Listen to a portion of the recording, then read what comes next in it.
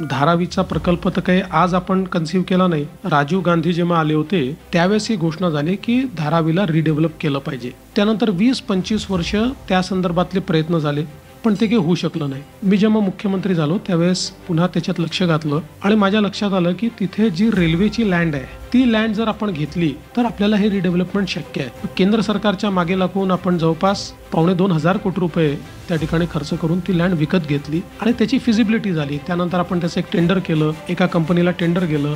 नंतर नवीन सरकार ज्यावेळेस आलं त्यावेळेस त्या सरकारने त्या टेंडरमध्ये काही त्रुटी काढल्या आणि ते टेंडर रद्द केलं. फेअर इनफ, त्यांनी नवीन टेंडर काढलं. आता जे लोक म्हणतायत ना की बाबा धारावीचं तुम्ही कोणाला तरी स्पेसिफिक व्यक्तीकरता केलं, मी तुम्हाला फाईलवर दाखवून देतो.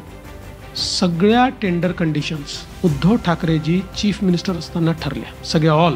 उलट आम्ही आल्यानंतर त्याच्यात चेंज काय केला तर आपल्याकडे जो काही आपण TDR द्यायचो तो नॉर्थवर्ड्स द्यायचो, पण या प्रकल्पाकरता साऊथवर्ड्स देखील दिलेला आहे. या TDRचं कुठेही कॅपिंग नव्हतं, त्यामुळे त्याची मोनोपोली तयार झाली असती, त्याचे रेट्स वाढले असते. आमच्या सरकारने आल्यानंतर जे काही टेंडर कंडिशन्स चेंज केले आहेत त्याच्यामध्ये सगळ्यात महत्त्वाचं काय केलं असेल तर TDRचं कॅपिंग केलं आहे. TDRची मोनोपोली तयार करता येणार नाही याची व्यवस्था केली आहे. आणि सगळा TDR जो आहे हा तुम्हाला इलेक्ट्रॉनिक किंवा डिजिटल प्लॅटफॉर्मवर आणावा लागेल, जेणेकरून ट्रान्सपरंटली तो पाहता येईल, अशा प्रकारच्या व्यवस्था केल्या आहेत. आता प्रश्न असा आहे की पॉलिटिकल तुमच्या सगळ्या याच्याकरता तुम्ही सांगू शकता की अडाणींना तुम्ही विकलं. अडाणी नाही तर दुसरे कोणी आले असते, दुसरे न तिसरे.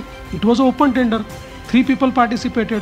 त्यातनं ज्यांनी त्याच्यामध्ये जो सक्सेसफुल बिडर होता त्याला ते मिळालं. पण इथे राजकारण कुठे आहे तर तुम्ही सगळ्या गोष्टी करायच्या तोपर्यंत त्या योग्य आणि तुमचं सरकार गेल्याबरोबर ते अयोग्य, अशी कशी भूमिका घेता येईल. बघा, याच भूमिकेमुळे इतके वर्ष धारावीचं काही होऊ शकलं नाही. आज आपण त्या स्टेजला आहोत की धारावीची सुरुवात झालेली आहे. आणि मी तुम्हाला सांगतो, या लोकांना किती राजकारण करू द्या, धारावीतला जो आम व्यक्ती आहे त्याचा धारावी प्रकल्पाला पूर्ण समर्थन आहे. म्हणूनच धारावी होणार आहे. आम्हाला तिथे अडाणी आहेत का अजून आहे, टाटा आहे, बिर्ला आहे, अंबानी, आम्हाला घेणं देणं नाहीये. जो व्यक्ती हे काम पूर्ण करेल, जो सक्सेसफुल बिडर असेल, त्यांनी ते काम केलं पाहिजे आणि त्याकरता राज्य सरकार पूर्णपणे मदत करते आहे.